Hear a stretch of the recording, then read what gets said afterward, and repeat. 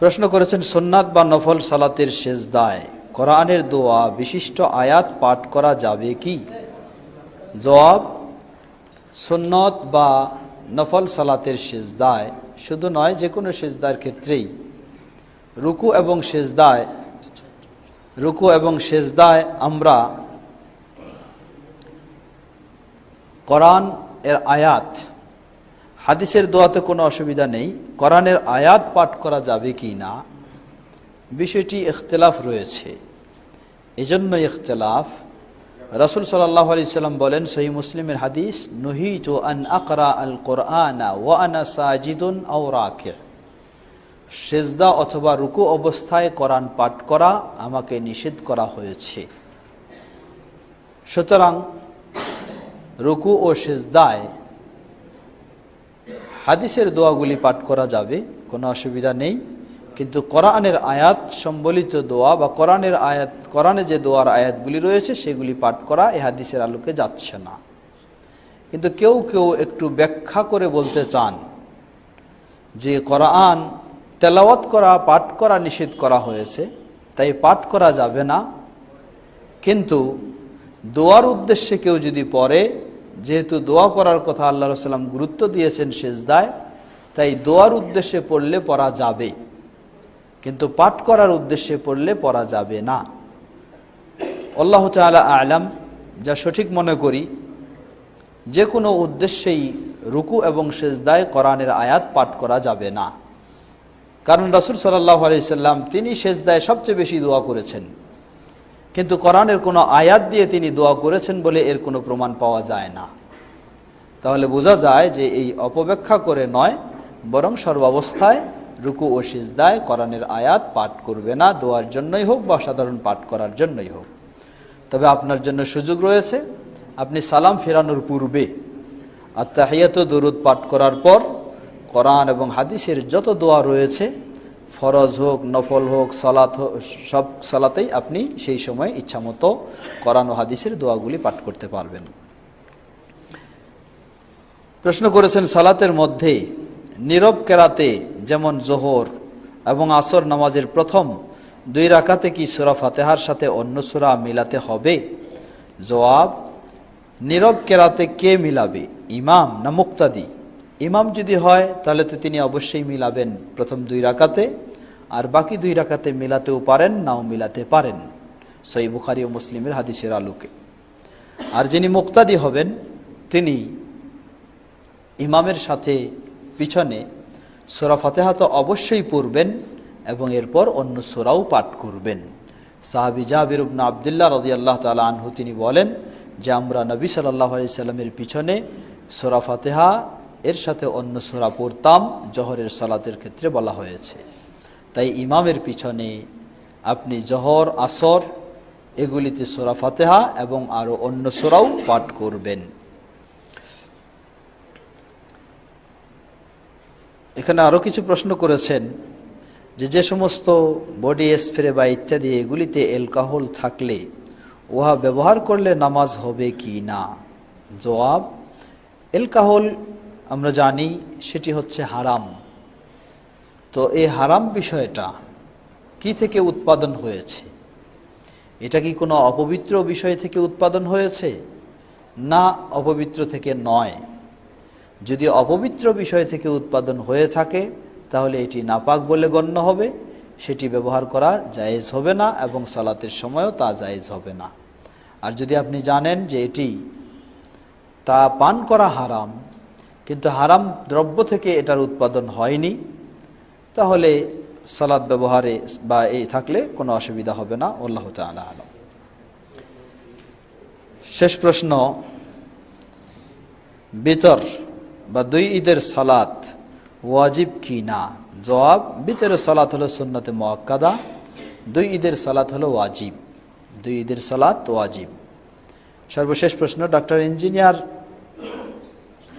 সাহেবের সংকলন ইসলামের জানা অজানার 1 নং পৃষ্ঠায় ইজমা কিয়াস সম্পর্কে বলেছেন যে এটা মানা যাবে না। আসলে ইজমা কিয়াস এর বিষয়ে জানতে চাই। সময় যেহেতু দীর্ঘ নাই, সংক্ষিপ্তভাবে আমরা বলছি। আসলে ইজমা কিয়াস যারা বলেছেন মানা যাবে না, তাদের এক দৃষ্টিকোণ থেকে ঠিক রয়েছে, আবার মানা যাবে এটাও এক দৃষ্টিকোণ থেকে ঠিক রয়েছে। আমাদের সমাজে আজকে ইজমা কিয়াসের দোহাই দিয়ে কোরআন হাদিসের স্পষ্ট দলিলের সাংঘর্ষিক কাজ করা হয়। স্পষ্ট কোরআন হাদিসের দলিলের সাংঘর্ষিক কাজ করা হয় ইজমা কিয়াসের দোহাই দিয়ে। কোরআন হাদিস যেখানে স্পষ্ট সেখানে কোনো ইজমা কিয়াস চলবে না, অচল। কোরআন হাদিস যেখানে স্পষ্ট সেখানে ইজমা কিয়াস অচল, এখানে ইজমা কিয়াস গ্রহণ করা নাজায়েজ। আর যেই ক্ষেত্রে কোরআন হাদিসের যেই সমস্যার ক্ষেত্রে স্পষ্ট বিধান পাওয়া যাচ্ছে না, সেই ক্ষেত্রে আপনি অন্যান্য কোরআন সুন্নাহর দলিলের আলোকে কোনো একটা ব্যবস্থা গ্রহণ করবেন, এটার নামে হলো কিয়াস। তাহলে আমরা বলবো সেই ক্ষেত্রে সেটি যাবে। এই জন্য বলা হয় যে কিয়াস হলো দুই ধরনের, একটি হলো কিয়াসে ফাসেদ, আরেকটি হলো কিয়াসে সহিহ। কিয়াসে ফাসেদ হলো বাতিল কিয়াস, অর্থাৎ স্পষ্ট কোরআন সুন্নাহ রয়েছে। যেমন ধরে নেন, আজকে সহিহ বুখারী আমার ক্লাসে পড়ানোর সময় এই বিষয়টি এসেছে। সহিহ বুখারীর হাদিসে স্পষ্টভাবে এসেছে, আল্লাহ রাসূল সাল্লাল্লাহু আলাইহি সাল্লামের কাছে একজন মেয়ে আসলেন। তিনি রাসূল সাল্লাল্লাহু আলাইহি সাল্লামকে নিজের প্রস্তাব দিলেন রাসূল সাল্লামকে, যে আপনি ইচ্ছা করলে আমাকে বিয়ে করতে পারেন। রাসূল সাল্লাল্লাহু আলাইহি সাল্লাম প্রয়োজন মনে করলেন না। অন্য একজন সাহাবী যখন বললেন, হে আল্লাহর রাসূল সাল্লাম, আপনি যদি প্রয়োজন মনে না করেন তাহলে আমাকে বিয়ে দিতে পারেন। রাসূল সাল্লাল্লাহু আলাইহি সাল্লাম তাকে জিজ্ঞাসা করলেন, তোমার কি আছে মোহর হিসাবে তুমি উপস্থিত করতে পারবে? সে ব্যক্তি বললেন যে, আল্লাহর রাসূল সাল্লাম, আমার কাছে তো কিছুই নেই।